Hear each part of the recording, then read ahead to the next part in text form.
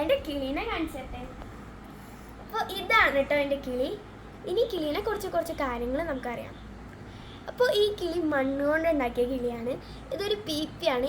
ഇവിടെ വെച്ച് ഊതാൻ ആരും പാടില്ല. ഈ ഒരു വരയുള്ള ഭാഗത്ത് വെച്ച് ഊതാൻ പാടുള്ളൂ. ഈ കിളിയിൽ ഇതിലാണ് വെള്ളം നിറയ്ക്കേണ്ടത്. ഇത്രയും വെള്ളം നമ്മൾ നിറയ്ക്കാൻ പാടുള്ളൂ. പിന്നെ ഈ കിളിയിൽ ഊതുമ്പോൾ ഹാർഡായിട്ട് ഊതാൻ പാടില്ല.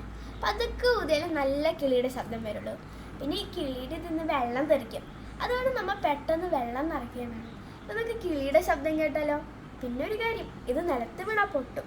നമുക്കിനി കിളിയുടെ ശബ്ദം കേൾക്കാം.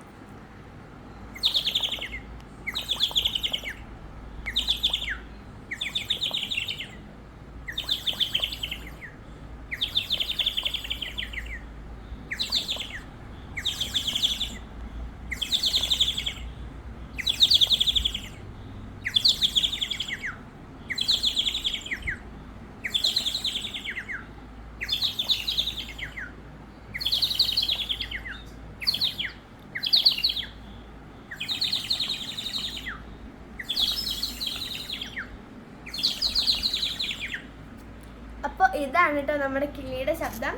ഈ കിളീനെ എല്ലാവർക്കും വാങ്ങാൻ പറ്റും. ഇത് നല്ല ഫ്രാജിലാണ്. അതാണ് എല്ലാവരും സൂക്ഷിക്കണം. ബൈ.